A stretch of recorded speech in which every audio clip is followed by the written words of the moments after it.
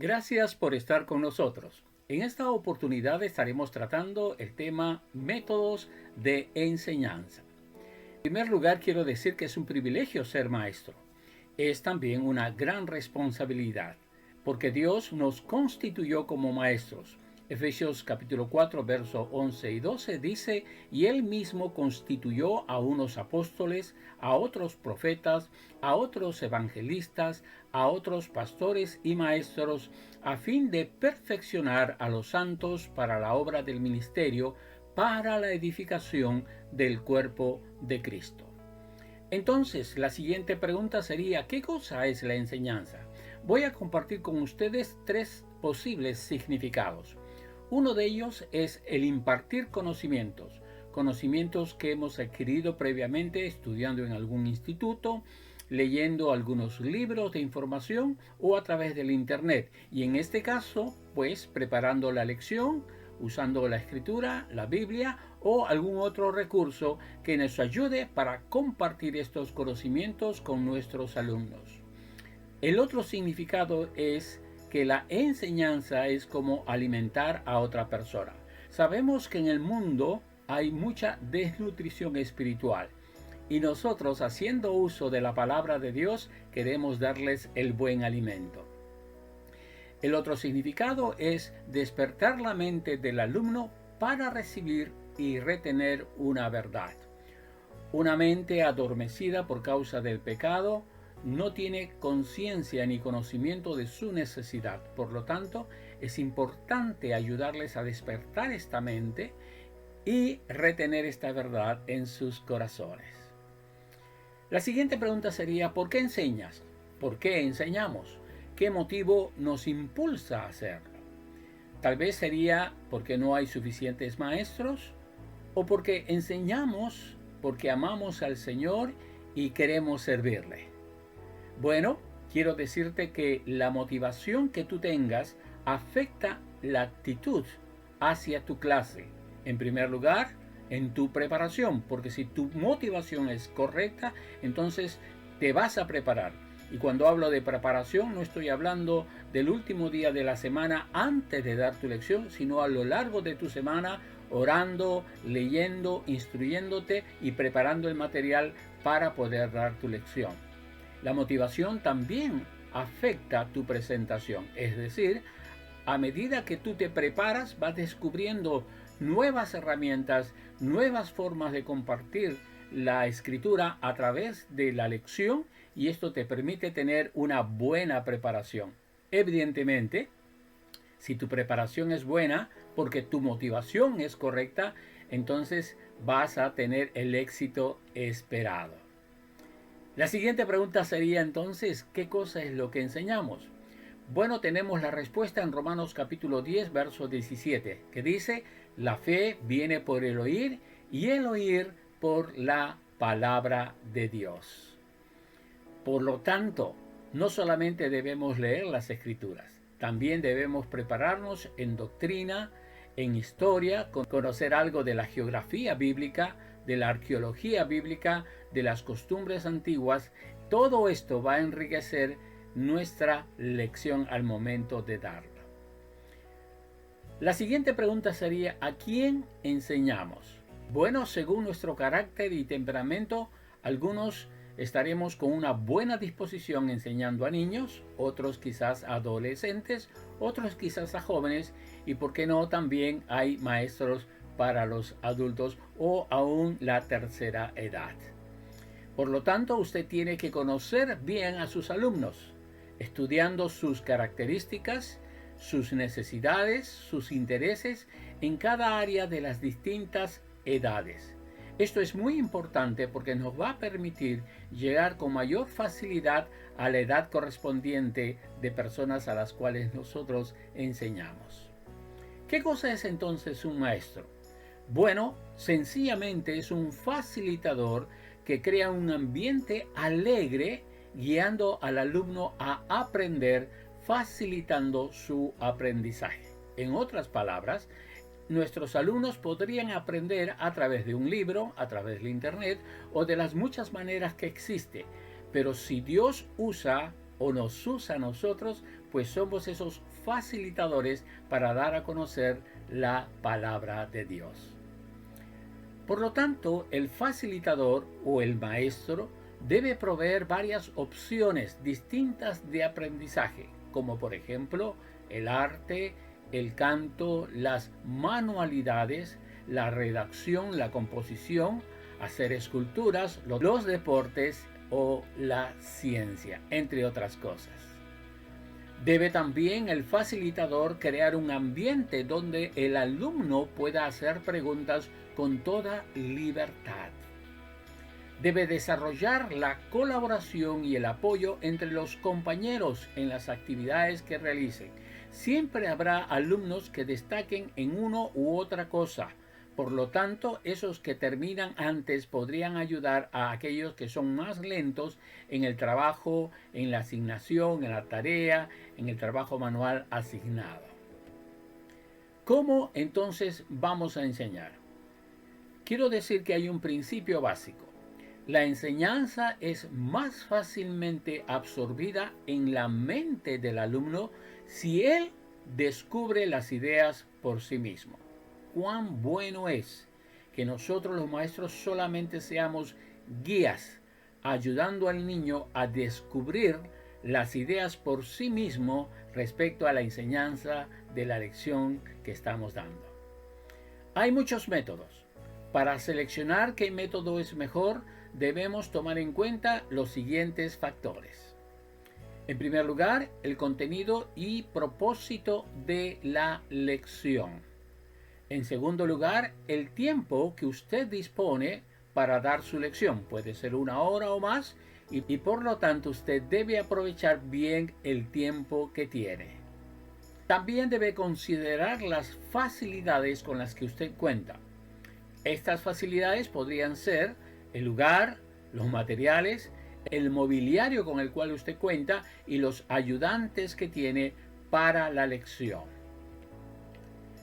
También debe considerar las edades y las características de los alumnos. Por eso es importante estudiar algo de psicología para conocer las diferentes edades y las diferentes etapas de aprendizaje o cómo aprenden nuestros alumnos según la edad correspondiente.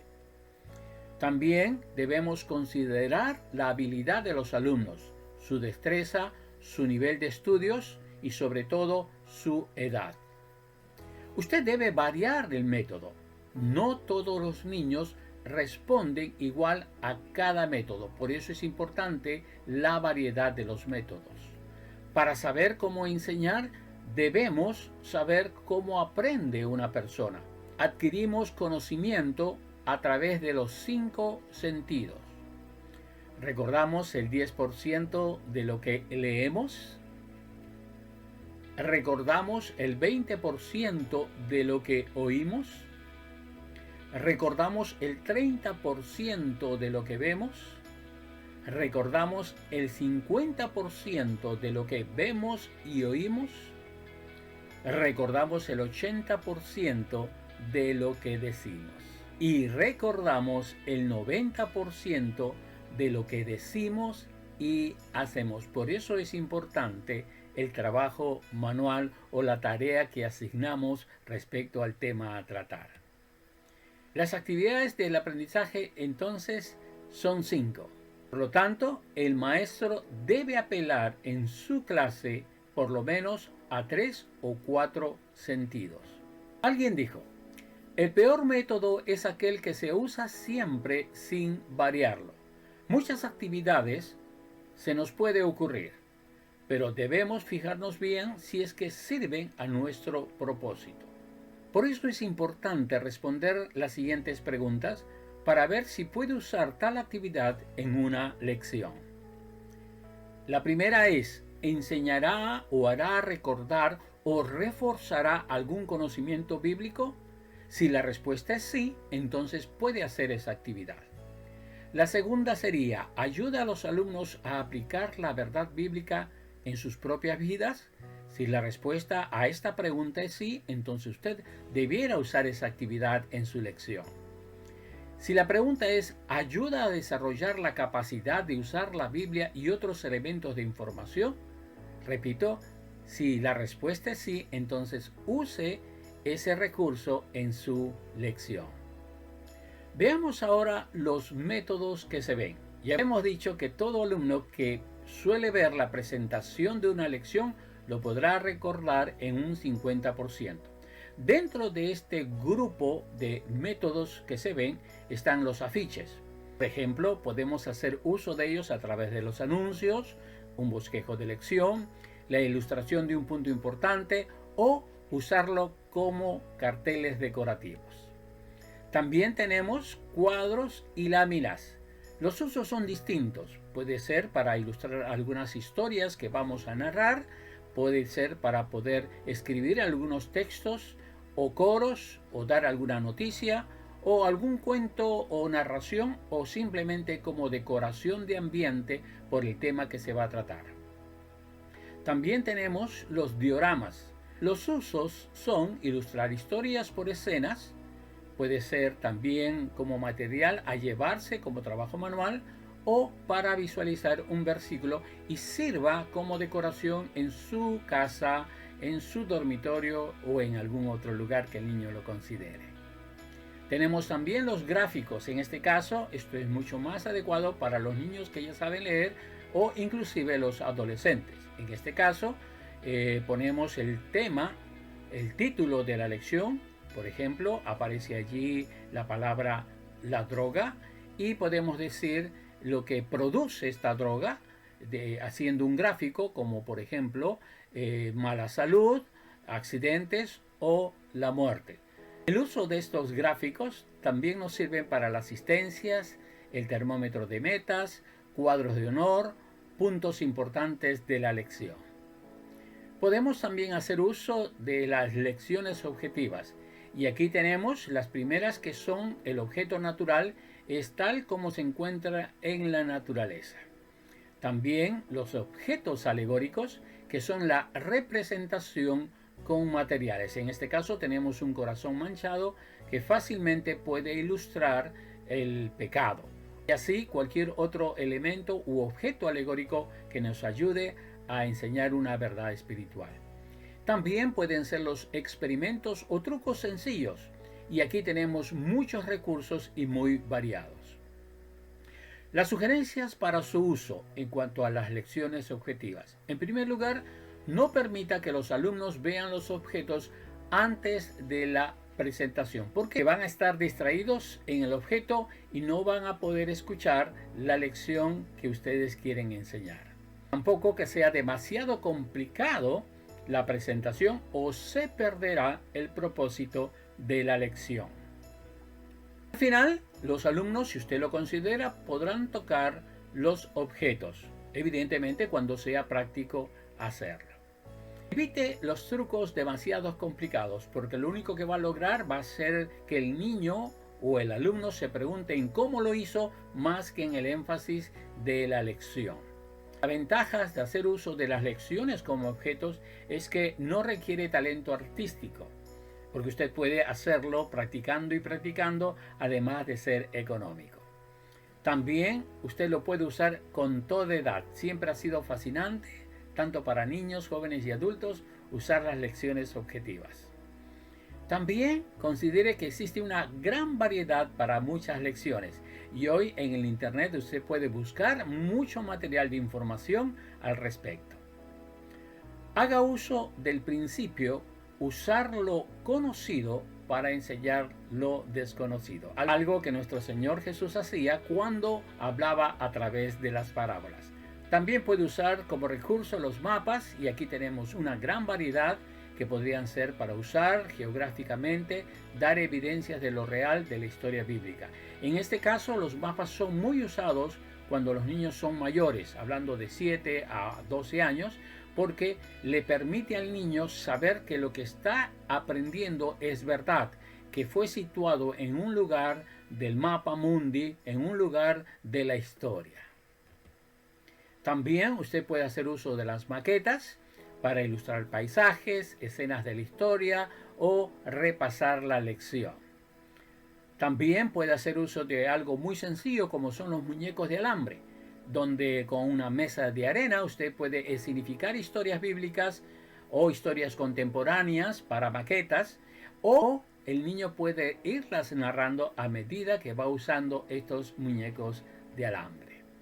También tenemos una forma de cómo narrar una historia o relatos suplementarios, y es a través de los gorros habladores. Sugerencias para hacer uso de los gorros habladores. Puede ser que usted las use a medida que va narrando la historia. Puede usarlas también para que cada niño pueda personificar un personaje de la historia a medida que usted va narrando. O por equipos, cada uno con sus gorros van representando la historia de una lección o dando la aplicación de la historia que usted les ha narrado. Veamos ahora los métodos que se oyen. Como hemos dicho, de todo lo que nuestros alumnos escuchen, va a recordar el 10%. En primer lugar, la narración. Es la enseñanza por medio de relatos de historia, cuentos o ilustraciones. Para ello, nosotros tenemos que prepararnos, porque la narración exige mucha preparación. En primer lugar, usted debe leer la historia varias veces para tener conocimiento total y absoluto de la historia que usted va a narrar. Luego usted debe hacer una lista de personajes y escenas que se van presentando a medida que se va narrando la historia. Usted debe estudiar también el trasfondo histórico, el estilo de vida, el modo de vida que se desarrolló en la historia que usted va a narrar o contar. Puede también usted familiarizarse con los personajes y sucesos. Debe hacer un bosquejo de la historia de manera ordenada. Inicio, con el contenido y con el final. Usted también debe usar su imaginación. Y al momento de presentar lo que usted ya ha preparado, usted debe usar una introducción breve pero atractiva que capte la atención de sus alumnos. No debe hacer descripciones o preguntas en la introducción. Debe presentar los personajes, situación o lugar donde sucedió la acción de la historia o algo del tiempo cuando ocurrió. También usted en su narración puede incluir algo del diálogo de los personajes principales. Usted sí debe usar un lenguaje sencillo y natural. Trate de usar su voz natural en tono elevado para que todos le puedan oír bien y no necesariamente debe usted gritar. Usted debe variar el volumen de su voz cuando la narración lo amerite. Debe mirar también directamente a los ojos de sus oyentes. El poder mirar a los ojos de los oyentes da esa seguridad al alumno de que usted conoce realmente la historia que les va a contar. Debe variar los gestos y las entonaciones de voz apropiada para cada personaje. Use también sonidos onomatopeicos según el relato, como los sonidos del viento, sonidos del mar, de la lluvia, de animales, entre otros. No se desvíe del tema central, porque lo único que logrará hacer es alargar la historia. La conclusión debe ser breve y clara, es decir, llegar al clímax de la narrativa. Ahora bien, vamos a ver los métodos que se hablan. Como hemos dicho, el alumno puede recordar el 90% de lo que dice, de los diálogos que se generan o de la participación que se da en la lección. Dentro de esta sección está lo que llamamos la discusión, es decir, buscamos la verdad sobre el tema. Esta discusión pueda ser fluida, debemos hacer buenas preguntas. Debemos evitar preguntas que se respondan con un sí o con un no. También debemos basar las preguntas en principios bíblicos. La pregunta debe ser un reto que involucre al alumno emocional e intelectualmente en el tema. Evite preguntas vagas, generales o demasiado obvias. Busque respuestas constructivas, motivando al alumno a decir o hacer. Guíe usted bien la discusión. Debe para ello crear una atmósfera libre donde se reciben las preguntas y la participación de todos. Usted debe controlar el diálogo para que no se salga acerca del tema a tratar. Esta discusión debe tener un progreso hacia las conclusiones y que las enseñanzas sean lo bastante claras para ser entendidas por los alumnos. No se desvíe del tema. Deje las preguntas que no pueden ser contestadas. No rechace una respuesta equivocada abiertamente, porque esto lo único que logra es hacer que los niños o alumnos no participen después. Mida usted bien el tiempo para que al final usted no corra con la lección. Tenemos también dentro de los métodos que se hablan las situaciones de final incompleto. Relate usted una situación cuyo final los alumnos tendrán que inventar. Unas sugerencias. Uno por uno da su versión del final de la historia inconclusa que usted ha contado. Por grupos, 2 o 3 pueden dramatizar la historia dándole su propio final. O también pueden escribir los finales en papeles de forma personal y anónima. Eso es muy bueno para los adolescentes, porque siendo anónimo, ellos no tendrán ningún temor a comprometerse a dar su final de la historia. Puede sugerir diferentes finales, pero también usted debiera hablar que cada una de ellas trae sus consecuencias. Ahora hablemos acerca de los métodos que se hacen. No olvidemos, el alumno recuerda el 80% de lo que hace. Dentro de esta sección de métodos están las artes. Y dentro de las artes está el collage, que es el paisaje o escena pegando diferentes tipos de materiales sobre un cartón o cartulina. Puede ser usado como cartel o como decoración del salón de clase. También tenemos las historietas, es decir, dibujar una historia en varias escenas. 3 o 6 son suficientes y puede hacerse a manera de un libro. También puede usarse como una historia que ellos pueden crear para saber cómo aplican a su propia vida la lección o verdad espiritual enseñada. También ellos pueden crear esculturas, es decir, hacer personajes, casas, utensilios, etc., con estas plastilinas o estos materiales moldeables, dando realismo y haciendo que los niños recuerden la lección. También se hace uso de las impresiones.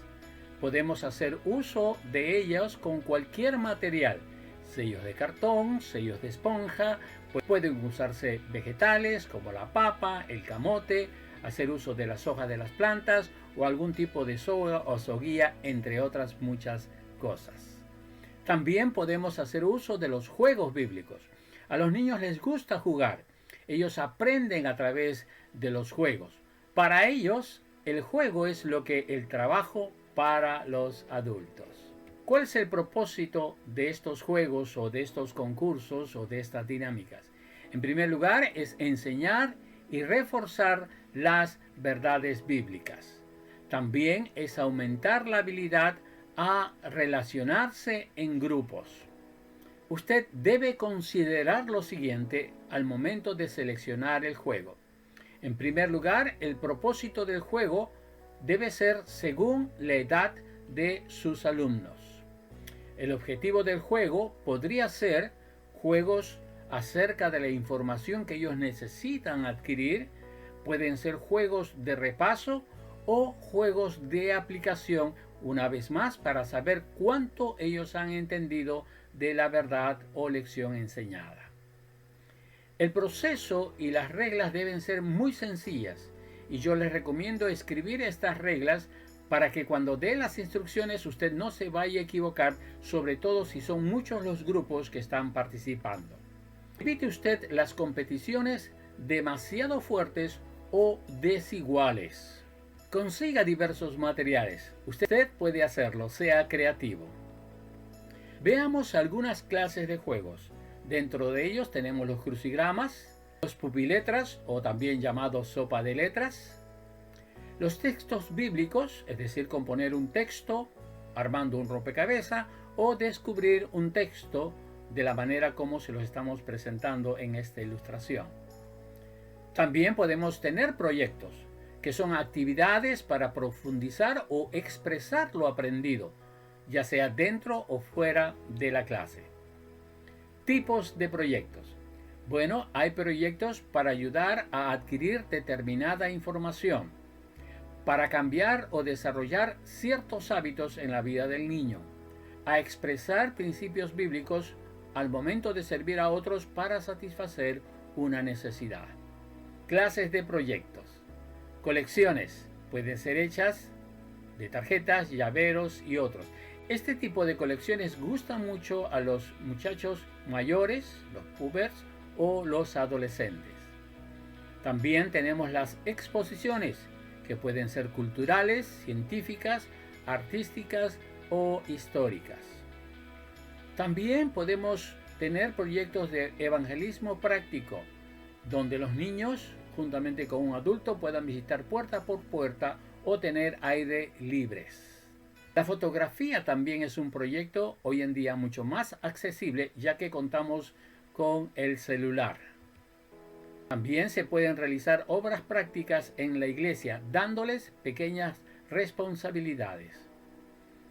También podemos realizar ofrendas misioneras de apoyo a otras iglesias, oraciones específicas y devocionales diarios que se pueden producir y ayudar a los niños de esa manera a acercarse a tener una mejor relación con su Dios. Paseos, retiros, campamentos, jornadas de trabajo también son proyectos que se pueden realizar con nuestros alumnos. Proyectos científicos: armar un terrario, un acuario y no necesariamente tener una pecera, porque se puede hacer uso de frascos de vidrio que no falta en la casa. También podemos fomentar la redacción creativa. Hay niños que pueden expresarse a través de la escritura. Usted puede darles esta otra alternativa para aquellos que tienen el talento de escribir. También pueden hacer un diario personal con sencillas hojas de colores y algunos otros diseños muy personalizados por ellos mismos. Pueden escribir cartas y mantener correspondencia. Puede ser con maestros de otras iglesias y con los niños de otras iglesias también. Y hoy en día se puede hacer uso de las redes sociales. Pueden también ellos escribir un librito e ilustrarlo, sobre todo si se trata de ayudarles a aplicar la verdad espiritual enseñada a lo largo del mes. Pueden escribir guiones para teatro, guiones para títeres o guiones para radio. Y hoy en día uno puede usar muchos elementos del celular para hacer una transmisión radial, evidentemente a través del internet. También puede hacer uso de los boletines de información que existen en la iglesia o crear un periódico mural. Pueden hacer poemas por el Día de la Madre, por el Día del Padre, por el Día del Pastor, etc. Y entre otras cosas, aquí tenemos algunas imágenes de cosas que los niños pueden hacer haciendo uso de globos y del papel maché. Y también pueden hacer uso de la globoflexia, es decir, hacer uso de los variados y multicolores globos para crear el ambiente, la decoración o algún tema de la lección. Bien, hasta aquí hemos tratado rápidamente y muy brevemente los métodos de enseñanza. Si usted desea conocer más acerca de esto, le invito a adquirir libros respecto a este tema, que hay muchos, gracias a Dios, hoy en día en el mundo cristiano, pero también a través del internet uno puede tomar ideas para poderlos desarrollar al momento de dar su lección. Dios les bendiga.